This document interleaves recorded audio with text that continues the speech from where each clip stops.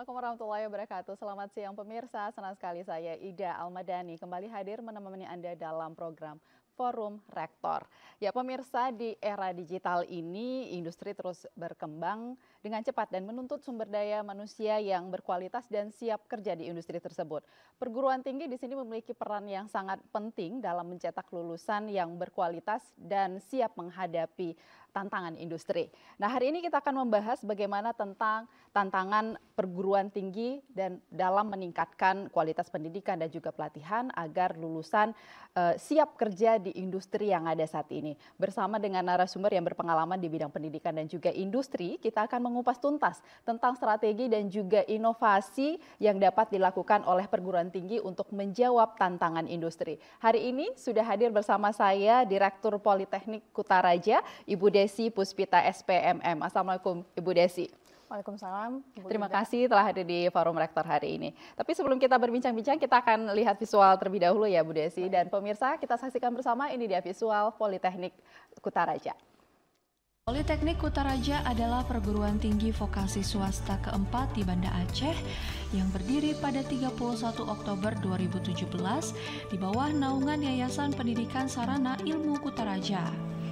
Sejak awal, kampus ini hadir dengan semangat mencetak sumber daya manusia yang terampil, profesional, dan siap bersaing di era global. Dengan akreditasi baik dari BAN PT, Politeknik Kutaraja terus berkembang sebagai pusat pendidikan vokasi berbasis teknologi dan karakter unggul. Berada di lingkungan yang nyaman dan strategis, Politeknik Kutaraja menyediakan berbagai fasilitas penunjang pembelajaran dan pengembangan diri.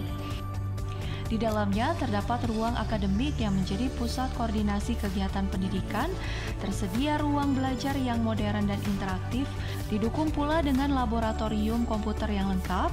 Mahasiswa dapat mengasah keterampilan teknisnya secara maksimal. Tak hanya itu, Politeknik Kutaraja juga memiliki perpustakaan yang menjadi pusat referensi ilmiah, serta perpustakaan PKR yang terbuka bagi komunitas sebagai wadah literasi dan edukasi bersama. Tersedia pula arena olahraga yang siap mendukung gaya hidup sehat dan seimbang. Bersama Politeknik Kutaraja, wujudkan masa depan yang cemerlang.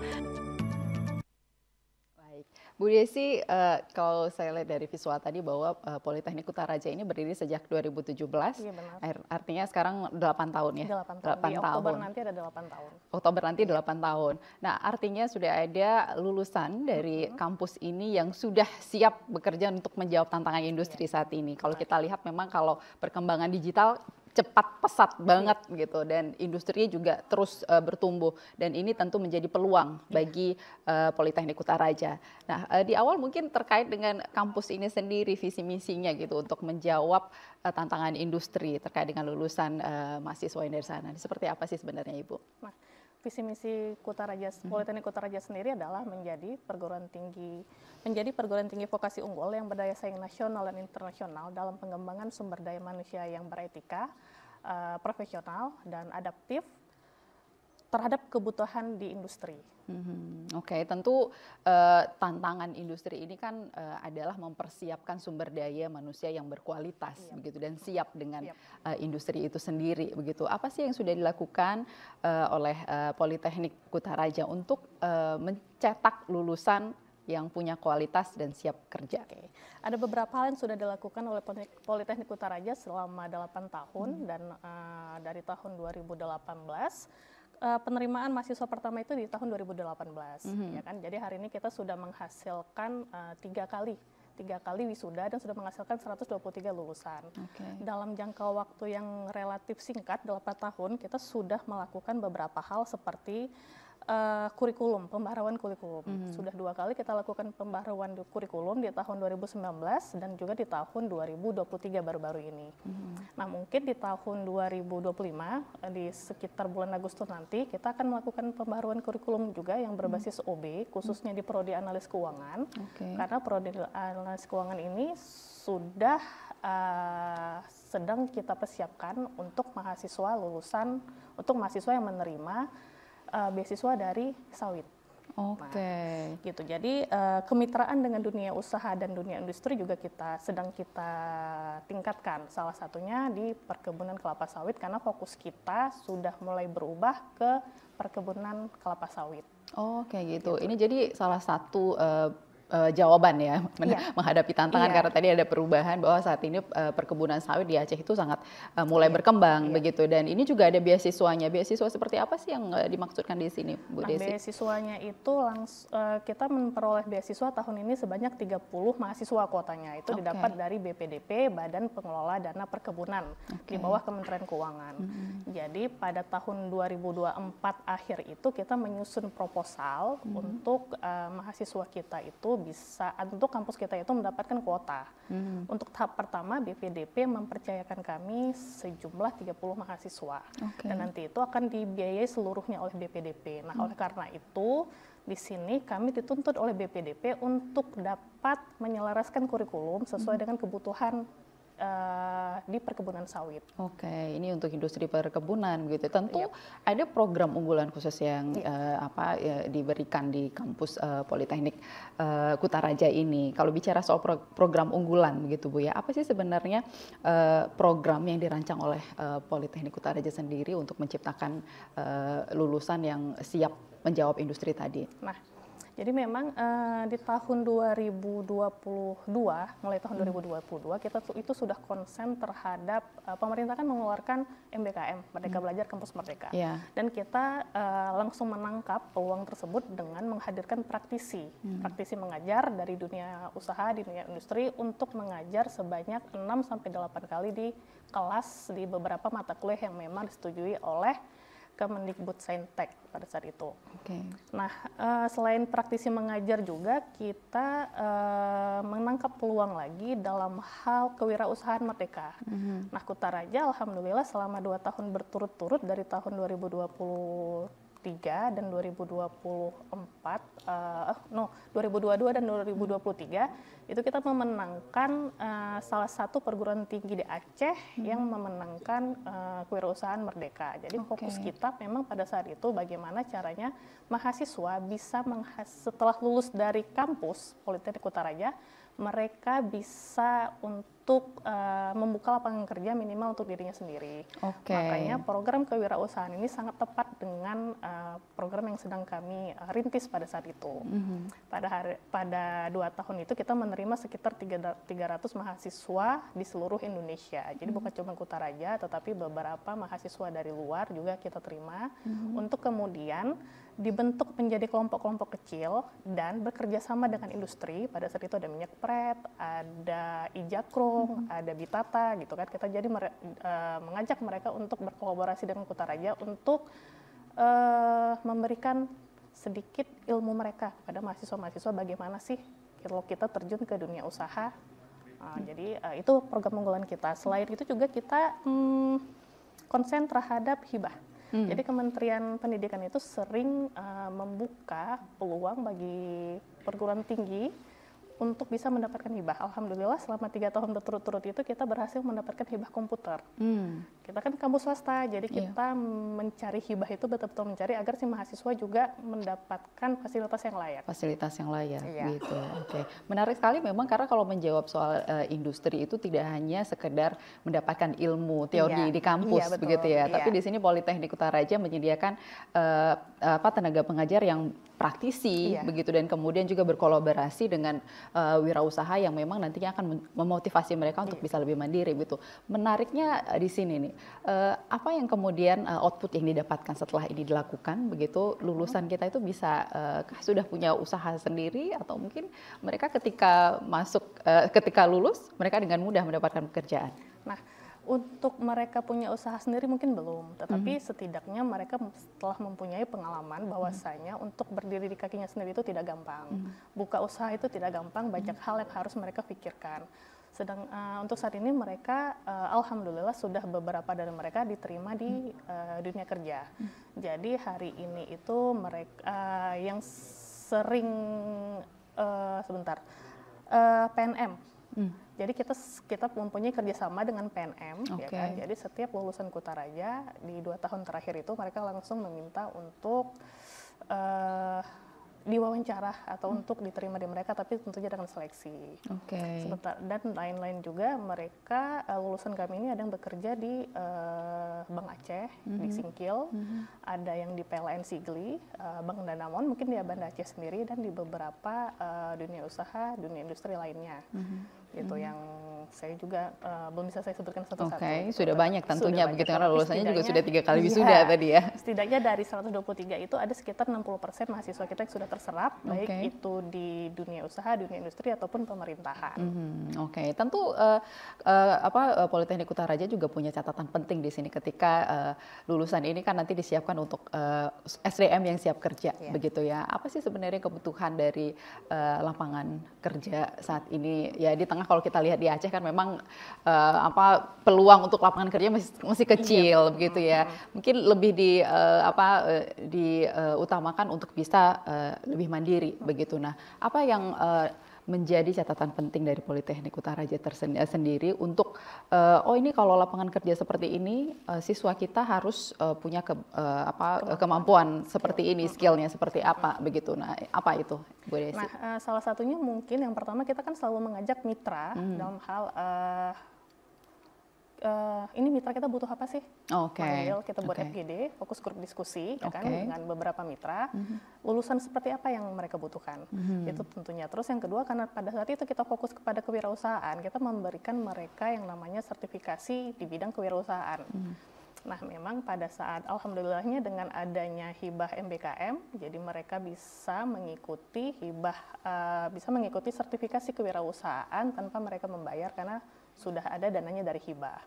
Nah, jadi dua hal itu yang memang kami tekankan. Untuk ikut sertifikasi kewirausahaan kan juga tidak mudah untuk lulusnya. Jadi kita juga memanggil dari praktisi untuk mendampingi atau memberikan mereka sedikit ilmu pengetahuan agar mereka paham bagaimana caranya bisa berkarya setelah selesai dari kampus. Dan yang menariknya adalah ada beberapa dari mahasiswa yang saat ini memiliki brand hijabnya sendiri. Nah, itu awalnya kita pihak kampus tidak tahu. Jadi kenapa bisa tahu? Teknologi sekarang kan cepat. Kita buka TikTok, ini si mahasiswa rupanya sudah punya brand sendiri. Pada saat itu si mahasiswa sebelumnya kita tempatkan di salah satu brand jilbab. Nah, mungkin dari situ dia belajar, dia buka. Walaupun masih skala kecil, tapi itu suatu kemajuan bagi Politeknik Kutaraja. Artinya di sini mahasiswa saja pun sudah bisa berani berinovasi begitu dengan apa yang bekal yang mereka dapatkan dari pembelajaran didapatkan begitu. Menariknya memang dalam kolaborasi tadi gitu ya, tentu untuk membangun kolaborasi dengan mitra juga perlu usaha yang keras juga begitu agar mitra ini juga nanti percaya bahwa lulusan kita akan mampu mengisi ruang-ruang yang mereka butuhkan begitu. Nah, ini untuk membangun kolaborasi ini apa yang dilakukan? Kita tetap menjaga hubungan baik dengan mitra pastinya. Terus setiap ada kegiatan, program yang memang berhubungan dengan kewirausahaan ataupun itu dengan materi perkuliahan di bidang usaha, kita tetap melibatkan para mitra. Jadi mitra itu tetap tersangkut ataupun mitra itu tetap terkoneksi dengan kita, dengan Politeknik Kutaraja. Selain itu juga magang, setiap magang mahasiswa kita tetap meminta salah satu mahasiswa kita untuk magang di tempatnya atau dunia usahanya mitra. Itu sih beberapa hal yang kita lakukan. Kalau mitra ini sendiri didominasi yang ada di Kota Banda Aceh sendiri atau tersebar di Aceh, bahkan mungkin di luar Aceh juga? Untuk sementara masih di Kota Banda Aceh. Masih di Kota Banda Aceh begitu. Dan tentu punya peluang juga untuk bisa bekerja sama di luar Aceh ya yang saat ini dilakukan begitu. Baik, tantangan terbesar sendiri begitu untuk mencetak lulusan ini ya Bu ya, tentu setiap kampus itu punya tantangan tersendiri dan Politeknik juga akan bersaing dengan kampus-kampus lain begitu. Apa sih tantangan terbesar yang dihadapi oleh Kutaraja sendiri untuk menghasilkan lulusan? Nah, tantangan terbesar kita itu adalah dari mahasiswanya sendiri. Nah, rendahnya soft skill dan mentalitas dari siap kerja mahasiswa ini kan kita menghadapi yang namanya Gen Z. Nah, Gen Z ini agak sedikit unik karena mereka sudah terbiasa untuk apa-apa gampang, instan, cepat gitu. Nah, jadi bagaimana caranya si mahasiswa ini begitu kita tempatkan jalur pertama mereka keluar itu adalah magang. Magang itu di semester 8. Setelah magang mereka akan tugas akhir dan setelah itu mereka akan menghadapi dunia kerja. Jadi pintu pertama kita tuh di magang. Pada saat magang itu kita tentunya memberikan pelatihan kepada mereka, pembekalan ya kan, bagaimana caranya begitu mereka harus berhadapan dengan dunia kerja. Nah itu memang tantangan yang paling berat, tetapi terus-terusan kita sampaikan kepada mereka dalam bentuk soft skill ya kan. Terus juga kita juga menyampaikan kepada mereka, kita buat pelatihan-pelatihan sebelum mereka magang, pimpinan akademiknya sendiri juga turun tangan sebelum mereka magang, dikumpulkan, disampaikan seperti apa harus berada di dunia usaha. Jadi tidak yang sama dengan kampus. Mungkin di kampus dosennya 1-2 masih ada yang toleransi, mereka masuk jam 8, datangnya jam 9.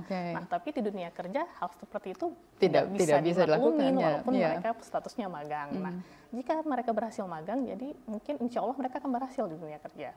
Dan hampir 20% mahasiswa itu ya gagal di magang karena masih terbawa dengan gaya hidup mereka sendiri. Jadi tantangan sendiri memang generasi Gen Z ini ya, yang karena mungkin beda dengan ya kalau pengajarnya kan sudah milenial pastinya gitu ya. Jadi kok perbedaan generasi ini jadi tantangan tersendiri begitu. Tapi tentu kalau tadi tersangkut dengan magang ya, on the job training.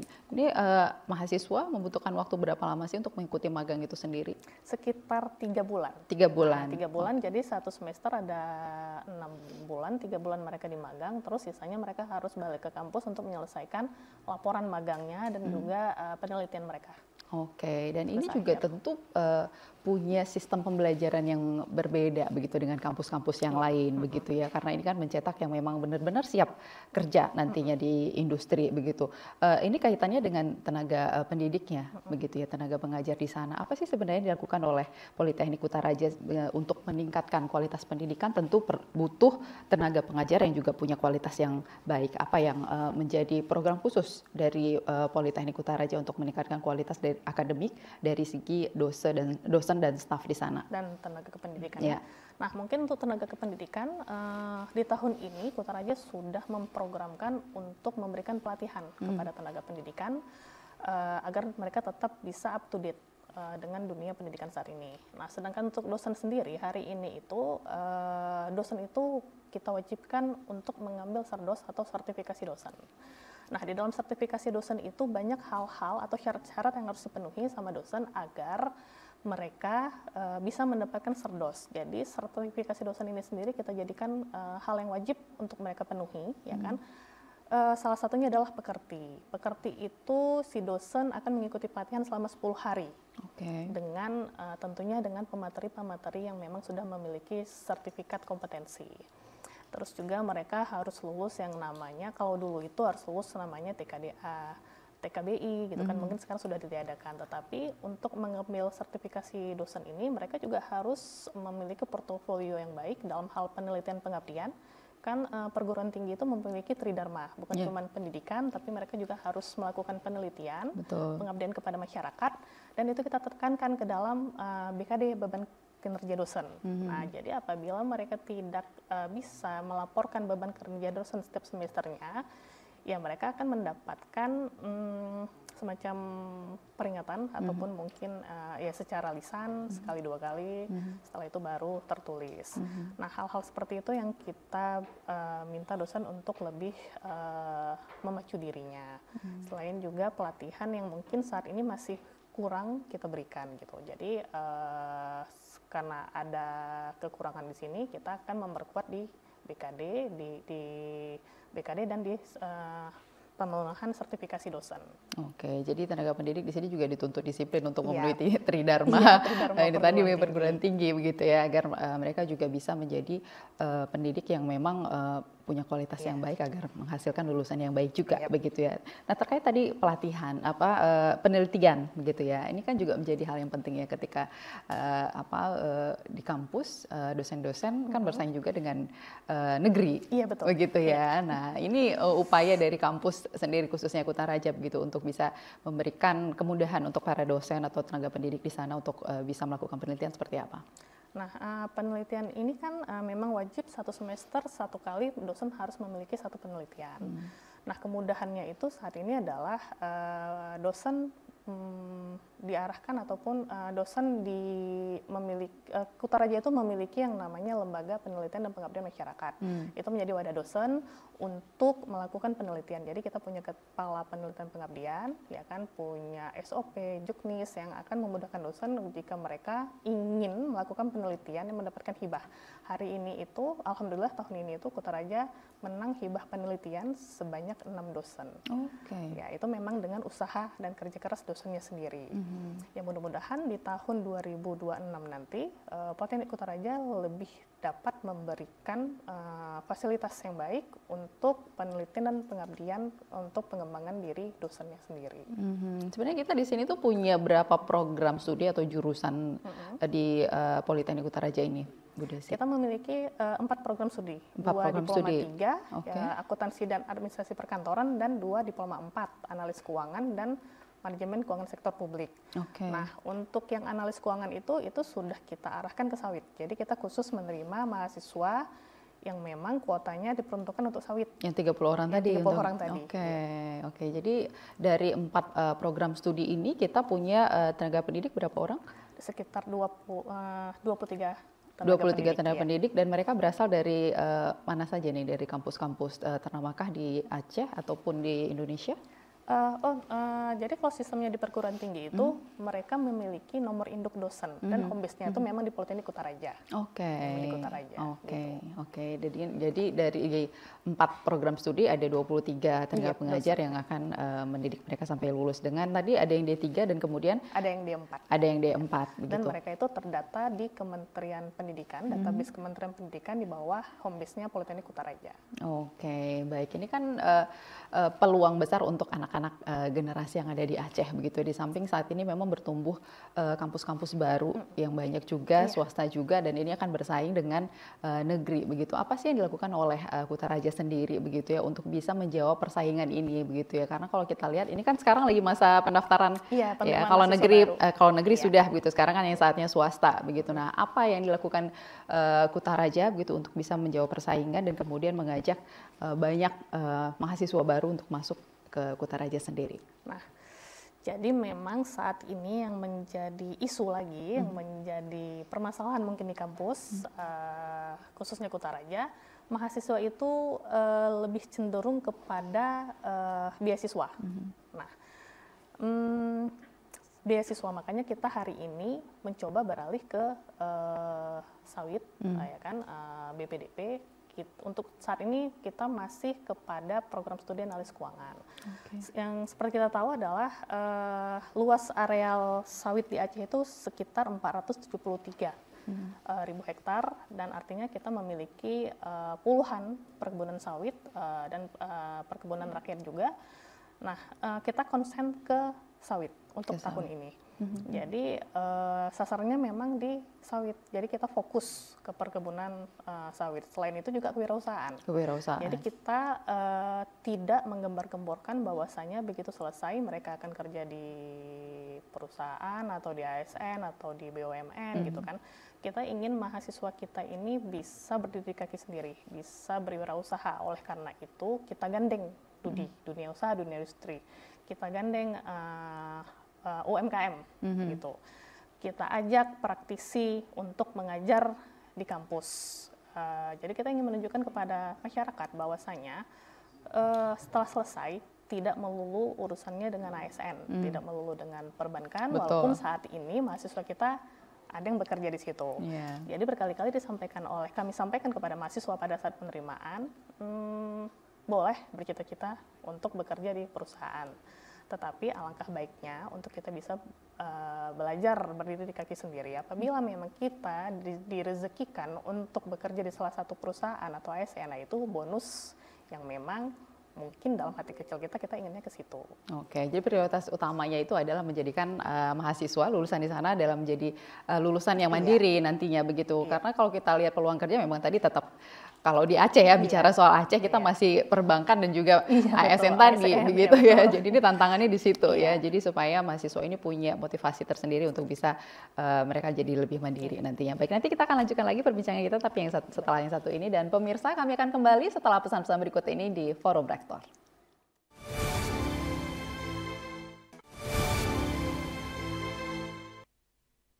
Pemirsa, terima kasih masih bersama kami dalam Forum Rektor. Bu Desi tadi menarik bahwa satu tantangan yang dihadapi oleh Kutaraja sendiri terkait dengan kampus negeri dan kampus lainnya adalah masalah beasiswa, begitu ya. Kita baru punya satu beasiswa tadi terkait dengan sawit, gitu ya. Nah, ini ada nggak sih usaha dari Kutaraja sendiri untuk expand beasiswa yang lain, karena kalau kita lihat akses pendidikan ini kan menjadi satu hal penting juga di Aceh kalau kita melihat masalah ekonomi.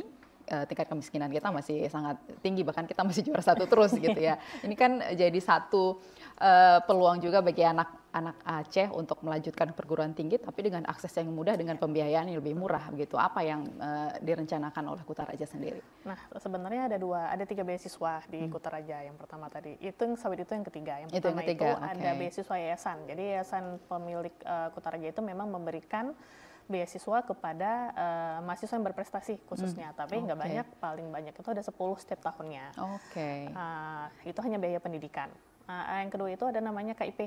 Beasiswa KIP ya kan, yang diberikan oleh pemerintah kepada masyarakat yang kurang mampu ya kan. Nah, itu hari ini yang memang banyak diincar oleh masyarakat karena bukan hanya biaya pendidikan, tetapi juga pemerintah memberikan biaya hidup kepada si mahasiswa. Jadi mahasiswa yang dari luar daerah, mereka kemari, mereka juga tidak perlu memusingkan bagaimana mereka hidup di sini karena sudah dibiayai memang tidak banyak. Nah, makanya itu mahasiswa kita itu banyak yang memang kerja sampingan.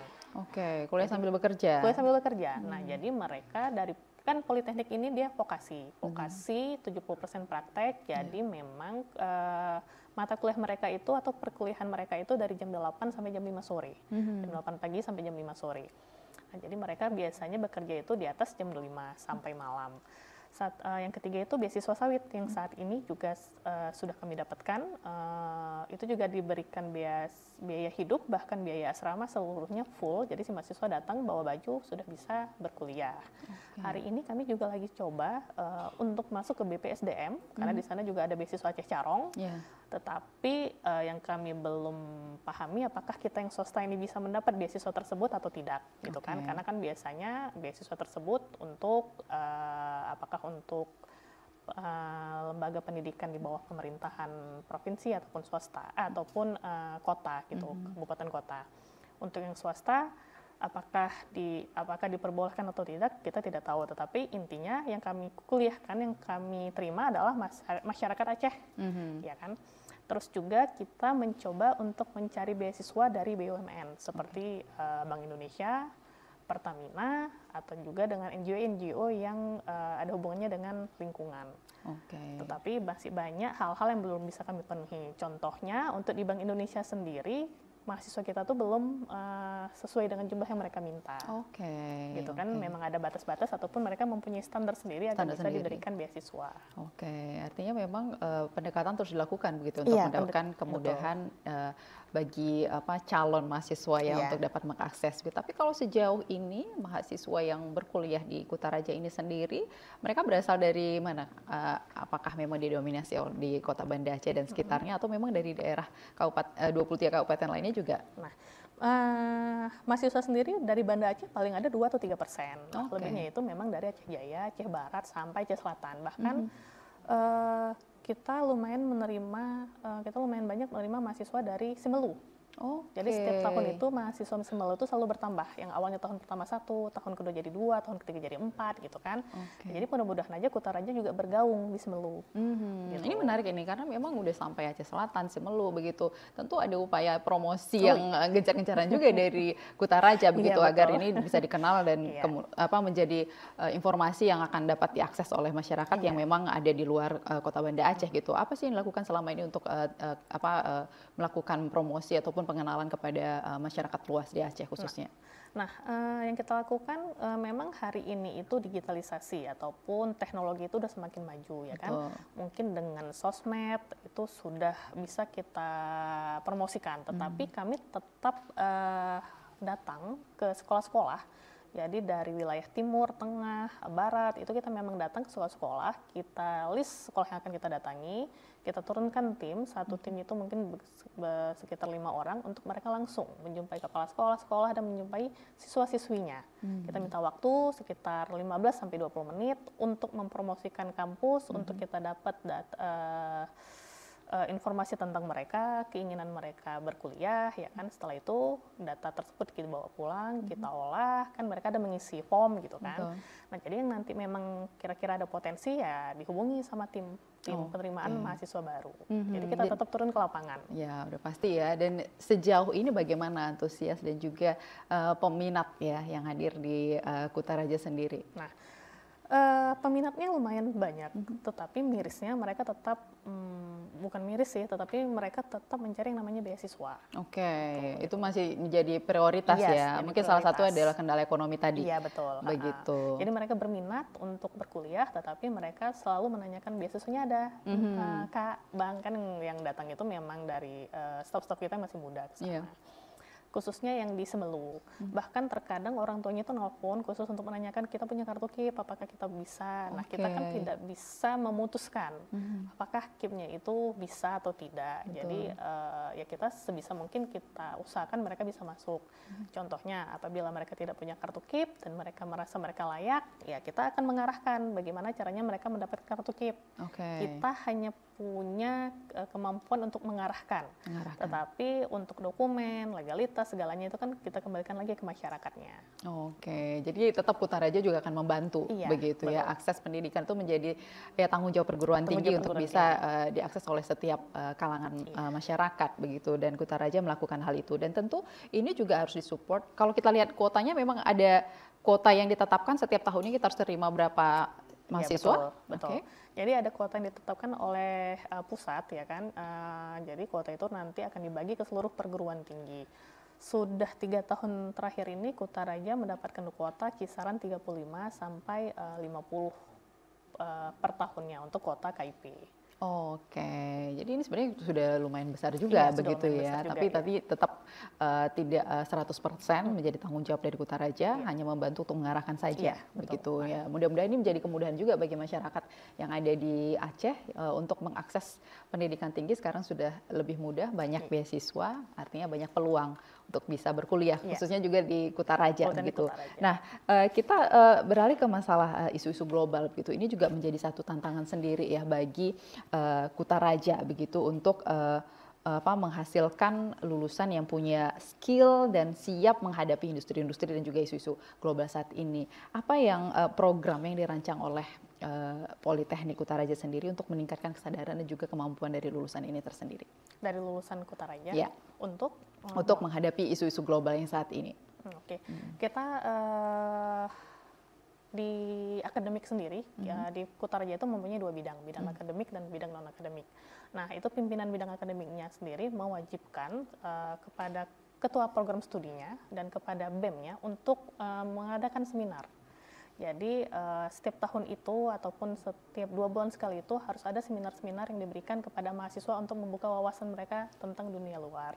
Karena untuk ilmu pengetahuan mereka tentunya dapat di perkuliahan, ya kan? Betul. Tetapi untuk wawasan ke dunia luar mereka harus didampingi ataupun diberikan fasilitas baik itu oleh organisasi kemahasiswaan ataupun mungkin di bawah prodinya dengan mendatangkan contohnya yang berhubungan dengan Badan Pemeriksaan Keuangan mungkin. Jadi kita datangkan narasumbernya dari Badan Pemeriksaan Keuangan. Kalau kita lagi butuh tentang kewirausahaan, kita akan datangkan dari Minipred ataupun mungkin dari Harvest Coffee gitu kan.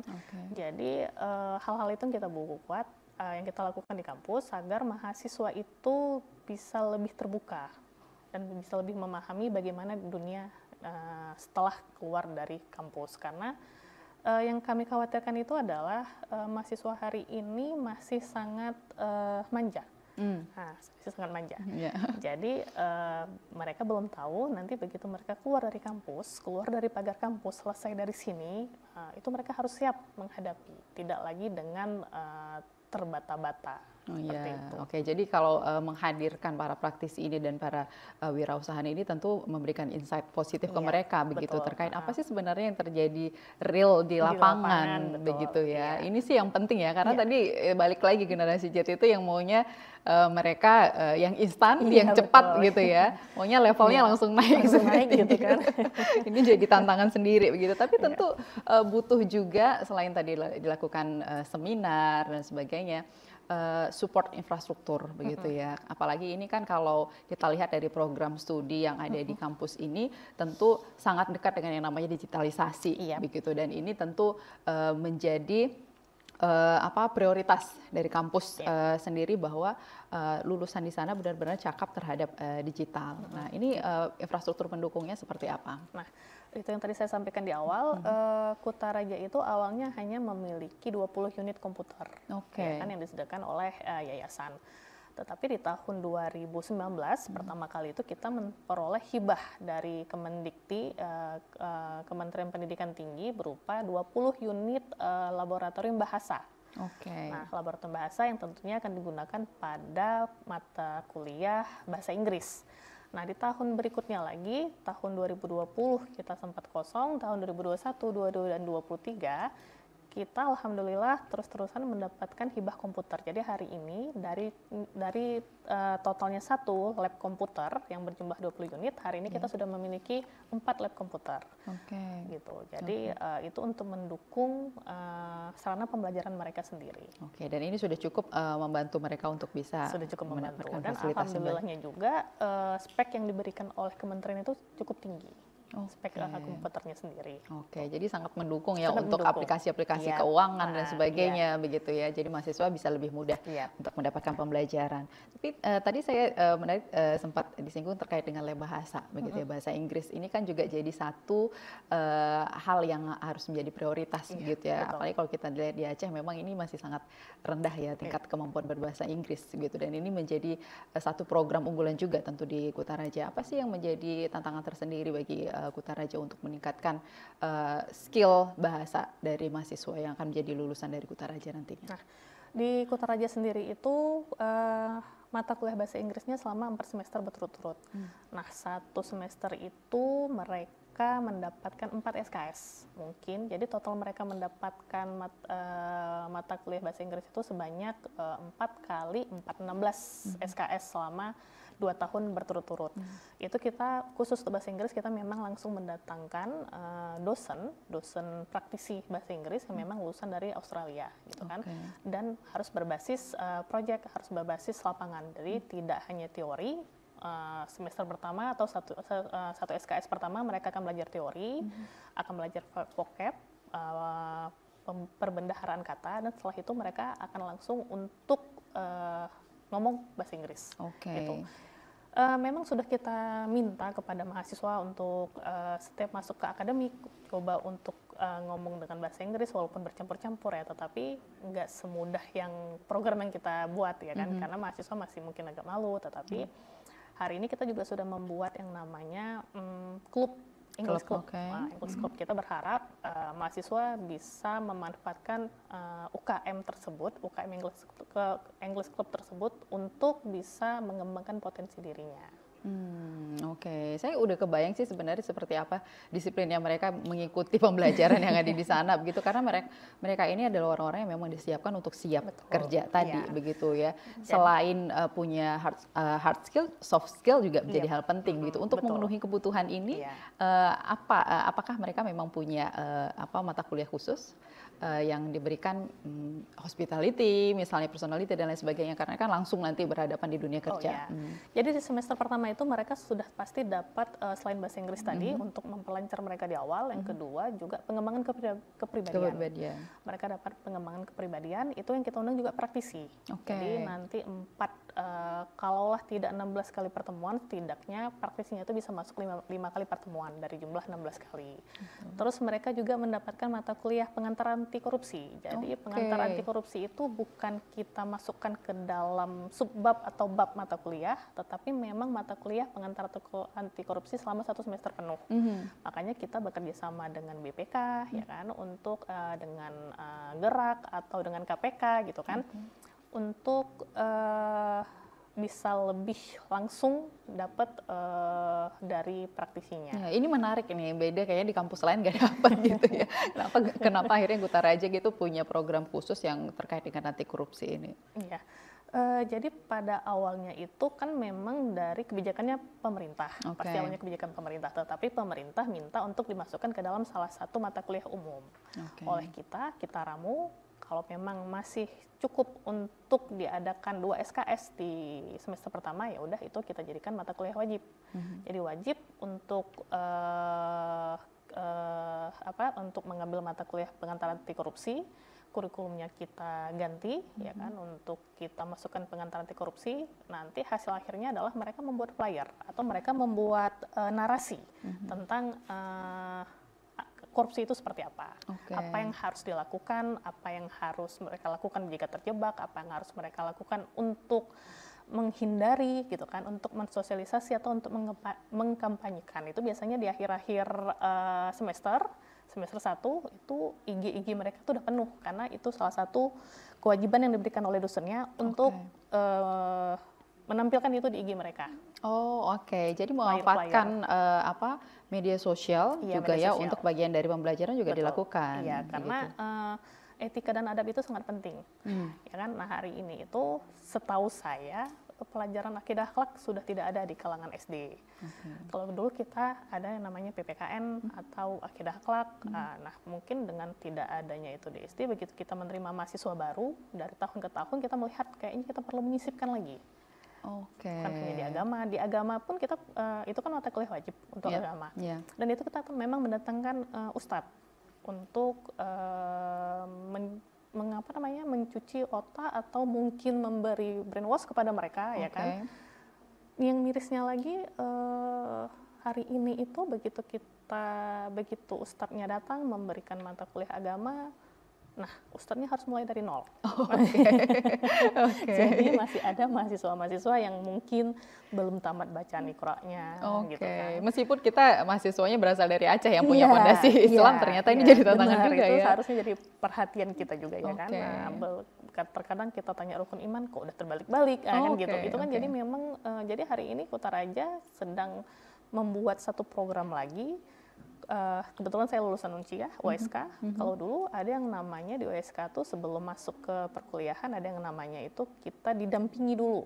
Saya lupa apa nama UP3AI. Iya, UP3AI, betul. Nah, sekarang kami mencoba untuk menerapkan itu di sini. Jadi kita tes sampai sejauh mana kemampuan Iqra mereka, kemampuan dasar agama mereka. Dari sebelum masuk kan itu ada masa orientasi. 2 minggu, 3 minggu pertama. Nah, itu dulu kita mantapkan. Jadi nanti begitu mereka masuk mata kuliah agama, itu udah serentak, pengetahuannya udah serentak, nggak lagi timpang tindih. Jadi udah punya standar yang sama begitu ketika mereka masuk ke mata kuliah gitu. Sama halnya dengan pendidikan anti korupsi seperti itu juga. Jadi mungkin ada mahasiswa yang belum paham apa itu korupsi. Jadi harus kita standarkan dulu. Semester 1 itu adalah semester yang sangat berat dilalui oleh para dosen karena memang harus menyandarkan seluruh pemikiran mahasiswa dari berbagai wilayah. Iya, benar sekali, dan ini juga sangat dibutuhkan nanti ketika mereka sudah di dunia kerja begitu ya, tidak hanya duniawi begitu ya, secara regi spiritual mereka juga harus benar-benar kuat begitu agar bisa menghadapi tantangan dunia. Begitu. Baik, nanti kita akan lanjutkan lagi, tapi setelah yang satu ini pemirsa kami akan kembali dalam Forum Rektor.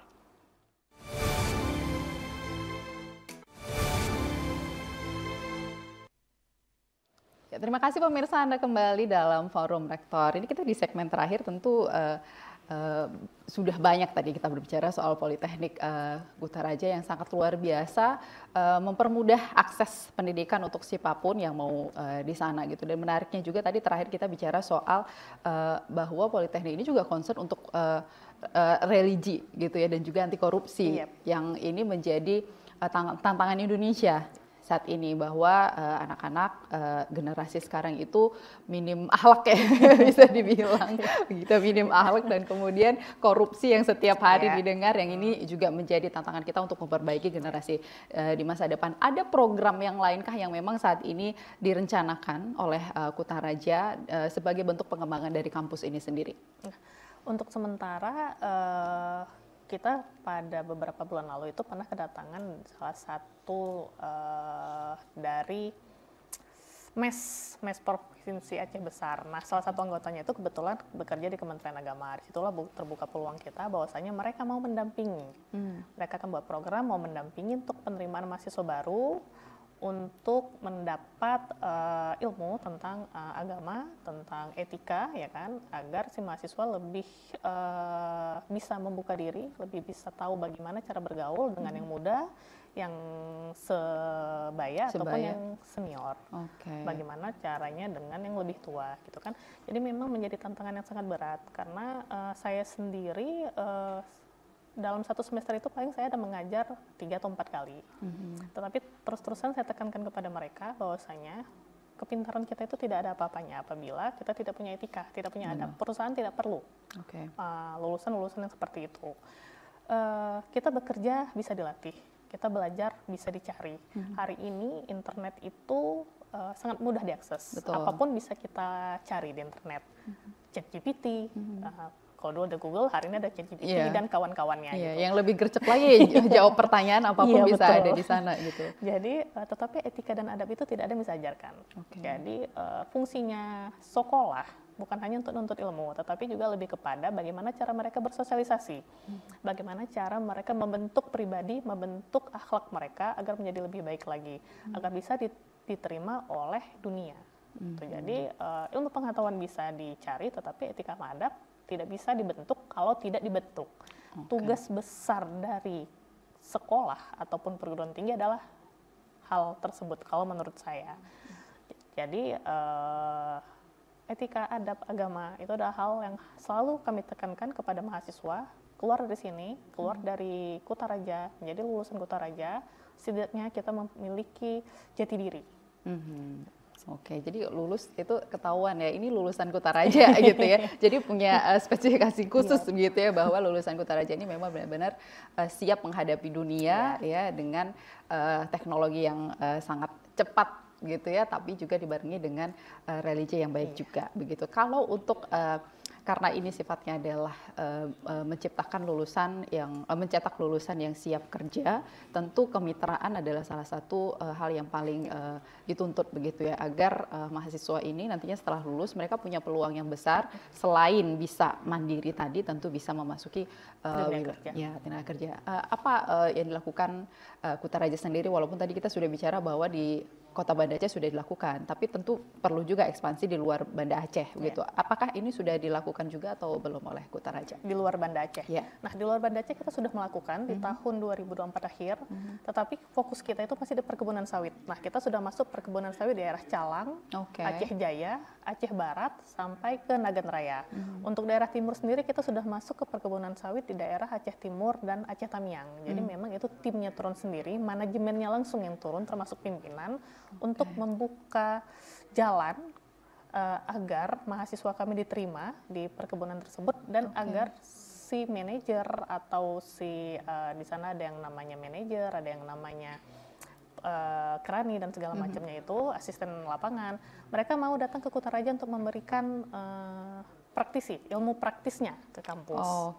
Jadi memang harapannya lulusan ini yang 30 orang tadi yang diutamakan tadi itu memang mereka akan menempati posisi-posisi yang memang nanti sudah disediakan oleh tempat-tempat ini begitu. Apakah ini menjadi salah satu prioritas juga bahwa mahasiswa yang diambil ataupun yang akan berkuliah untuk memenuhi 30 kuota itu adalah dari daerah-daerah yang memang tadi kita punya hubungan kemitraan? Benar. Nah, jadi prodi analis keuangan ini adalah salah satu prodi unik karena di Indonesia cuma ada 2, satu di sini, satu di Politeknik Semarang.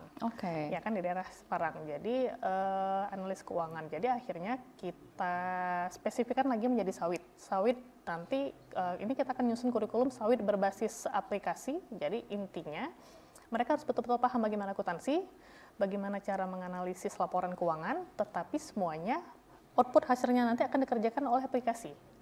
Nah, jadi di perkebunan sawit itu banyak hal yang harus mereka catat.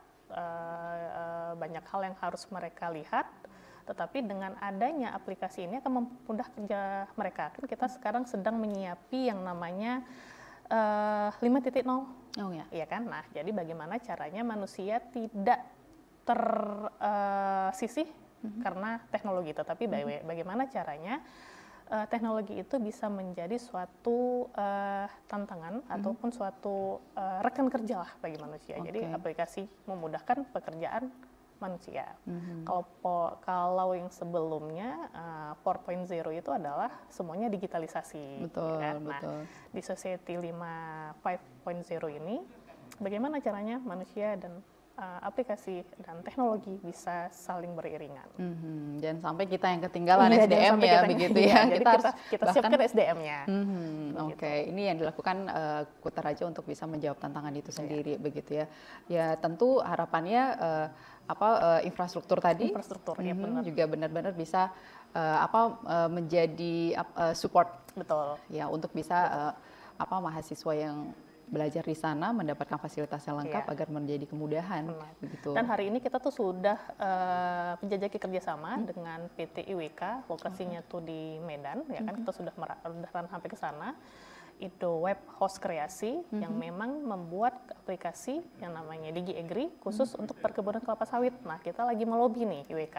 Mudah-mudahan mereka mau untuk memberikan sampel aplikasinya untuk dijadikan salah satu sarana pembelajaran di analis keuangan Politeknik Kutaraja. Oke, karena menarik memang analis keuangan ini tadi hanya dua gitu ya, dan kita di Aceh punya peluang besar, dan ini harapannya generasi yang memang mengambil mata kuliah ini saat ini juga mereka nanti berhasil, begitu ya, dan menjadi bukti. Dan terakhir mungkin pertanyaan terakhir sebagai closing statement juga nih untuk Bu Desi, harapan dari Politeknik sendiri sebagai lembaga pendidikan unggul begitu ya, untuk bisa menjawab kebutuhan industri saat ini seperti apa Bu Desi? Untuk bisa menjawab kebutuhan industri. Nah, jadi lagi-lagi saya tekankan bahwasanya kita sangat butuh praktisi, kita sangat butuh dunia usaha, dunia kerja untuk mau terus bersama kami, ya kan, memberikan masukan, saran, kritikan, apapun itu kepada Politeknik Kutaraja agar kami bisa terus berbenah, baik itu dalam bentuk kurikulum, penyediaan infrastruktur, ataupun mungkin dari segi manajemen, ya kan, apapun itu yang bisa membuat Politeknik Kutaraja terus berbenah, terus memperbaiki diri hingga hasilnya bisa menghasilkan lulusan yang memang dibutuhkan oleh Dudika, dunia usaha, dunia industri, dan dunia kerja. Oke, baik. Terima kasih ini kepada Ibu Desi Puspita SPMM, Direktur Politeknik Kutaraja Aceh yang telah memberikan banyak pengetahuan dan juga pengalaman tentang bagaimana perguruan tinggi ini dapat siap menghadapi tantangan industri. Dan semoga diskusi ini juga dapat menjadi inspirasi dan juga solusi bagi masyarakat untuk dapat mengakses perguruan tinggi dan meningkatkan kualitas pendidikan dan juga pelatihan agar siap menghadapi tantangan industri global saat ini. Dan akhirnya saya Ida Almadani dan kru yang bertugas mengucapkan terima kasih atas kebersamaan Anda. Sampai jumpa di forum rektor lainnya. Assalamualaikum warahmatullahi wabarakatuh. Waalaikumsalam.